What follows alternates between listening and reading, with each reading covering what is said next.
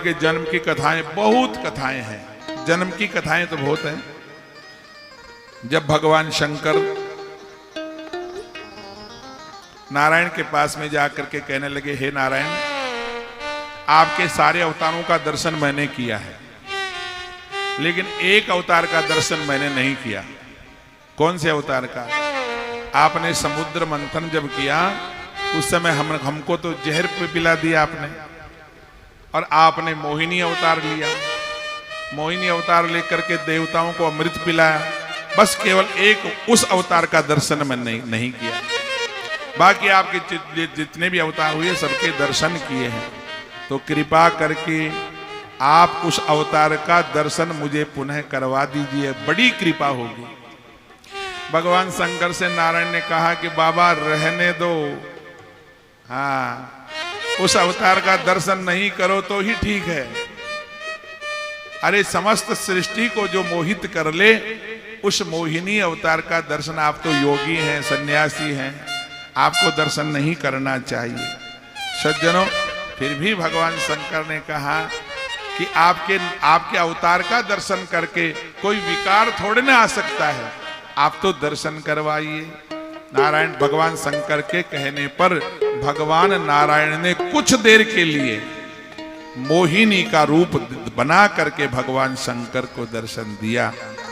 उस मोहिनी रूप को देख करके भगवान शंकर बड़े मोहित हुए, आसक्त हुए और भगवान को प्राप्त करना चाहा। भगवान के उस रूप को देख करके शंकर भगवान का तेज गिर गया, लेकिन उसी समय सप्त ऋषियों ने भगवान के उस तेज को एक पत्ते पर स्थापित कर दिया। समय आने पर श्री राम भगवान के कार्य सिद्ध करने के लिए सप्त ऋषियों ने गौतम की कन्या अंजनी के कान में उस भगवान शंकर के तेज को स्थापित किया, जिससे हनुमान जी महाराज की उत्पत्ति हुई। बोलो श्री हनुमान जी महाराज की जय हो। एक तो ये, इसलिए तो हनुमान जी महाराज को शंकर सुवन अंजनी के, एक तो यहाँ गौतम की जो पुत्री थी, गौतम ऋषि की पुत्री अंजना बताते हैं, और फिर उसका विवाह, उसको श्राप लग गया तुम वानर बन जाओ, तो फिर केसरी नाम के वानर से उनकी विवाह हो गया। तो केसरी नाम के वानर से विवाह होने पर भगवान हनुमान जी महाराज केसरी नंदन हो गए, ठीक है।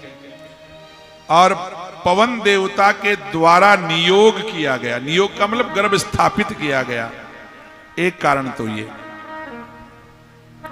दूसरा कारण ये था, उत्पत्ति के ज्यादा तो कारण नहीं बताएंगे, इतना समय नहीं है, लेकिन राम जी से जोड़ो इसको, एक कारण हम आपको बताऊं। सुनियो की कथा तो आपने। महाराज दशरथ के कोई संतान नहीं थी, पुत्रेष्ट यज्ञ करवाया, और पुत्रेष्ट यज्ञ करवाने से अग्नि भगवान प्रकट हुए। अग्नि भगवान प्रकट खीर का पात्र लेकर के निकले, राजा दशरथ को दे दिया, लो महाराज ये खीर ले, अपनी रानियों को खिला दो, पुत्र होंगे, एक एक पुत्र होगा। सज्जनों, बड़े प्रसन्न हुए महाराज दशरथ, और परंपरा के हिसाब से उस खीर के दो भाग किए, आधा भाग कौशल्या ही देना, आधा भाग उभय कर लेना। तो आधा उस पूरे में से आधा कौशल्या को दे दिया, जो बचा उसके दो भाग किए, एक जो है सुमित्रा जी को दे दिया, एक जो शेष बचा वो कैकेयी जी को दे दिया, बांट दिया खीर को। लेकिन दशरथ जी ने तो विभाग कर दिए, लेकिन बड़ी वाली रानी कौशल्या थी, उन्होंने मन में विचार किया, ये छोटी वाली मेरी दोनों बहिनें हैं, पहले बहिनें ही मानती थी, आपस में प्रेम था, आपस में परंपरा थी, घर का मुखिया कोई वस्तु लाता है तो बराबर अपने हिस्से में से भी कुछ बांट करके देता है। कौशल्या जी ने सोचा मैं बड़ी हूं, ये छोटी हैं, अपने भाग में से थोड़ा थोड़ा और दे दे इनको। कौशल्या जी ने उस अपने भाग के 3 भाग किए, एक अपने लिए, एक सुमित्रा के लिए और एक कैकेयी जी के लिए। उस भाग में से सुमित्रा जी को दे दिया और कैकेयी जी को दे दिया। कौशल्या जी के पास में केवल एक भाग रहा। अब जो छोटी वाली थी सुमित्रा जी, उनके पास में जो 2 भाग बचे और कैकेयी जी के पास में 2 भाग रहे। सुमित्रा जी ने तत्काल अपने हिस्से का भी खा लिया और जो कौशल्या जी ने दिया था वो भी पा लिया। कैकेयी जी ने क्या किया, अपना जो भाग था उसको तो पा लिया और जो कौशल्या जी ने जो दिया था उस भाग को रख दिया, बाद में पालेंगे। सज्जनों, उसी समय कैकेयी जी तो बड़ी सुंदर थी, चंचल थी, गृह कार्य में साज संवार में लग गई। उसी समय आकाश मार्ग से एक चील उड़ती हुई आई। उस चील की दृष्टि उस खीर के ऊपर पड़ी, झपट्टा मार करके उस खीर को चील उठा करके ले गई, आकाश में उड़ने लगी। उधर जो है ऋष्यमुख पर्वत पर अंजना, केसरी वानर की पत्नी अंजना, वो तपस्या कर रही थी, ऊर्ध्वमुख होकर के, ऊंचा मुंह करके तपस्या कर रही थी और चील उस भाग को उठा करके आकाश मार्ग से ले जा रही थी। ठीक अंजना के ऊपर जब चील जो है उस भाग को लेकर के उड़ रही थी, अचानक से देव योग से, राम जी की कृपा से, ठाकुर जी की कृपा से वो चील के मुख से जो खीर का भाग था वो छूट गया और सीधा अंजना के मुख में आकर के गिर गया, अंजना के गर्भ में चला गया। अच्छा, खीर का काम क्या था? पुत्र होना। तो अंजना के पेट में वो खीर चली गई। सज्जनों, उसी भाग से हनुमान जी महाराज का जन्म हुआ। बोले श्री हनुमान जी महाराज की जय हो। अब विचार करो,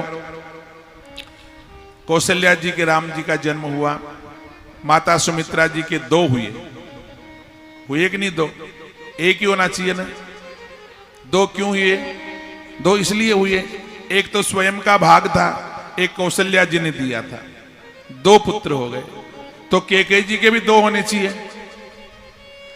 कैकेयी जी के दोनों, कैकेयी मैया के एक ही हुए, भरत जी महाराज। और एक भाग जो चील उठा करके ले गई थी, वो भाग किसका था? कैकेयी जी का था।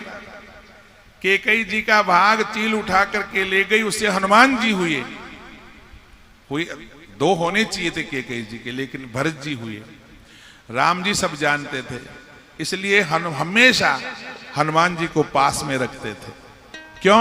और ये कहते भी थे, हे हनुमान, तुम मम प्रिय भरत ही सम भाई, तुम मम प्रिय भरत ही सम भाई, तुम मम प्रिय भरत ही सम भाई, तुम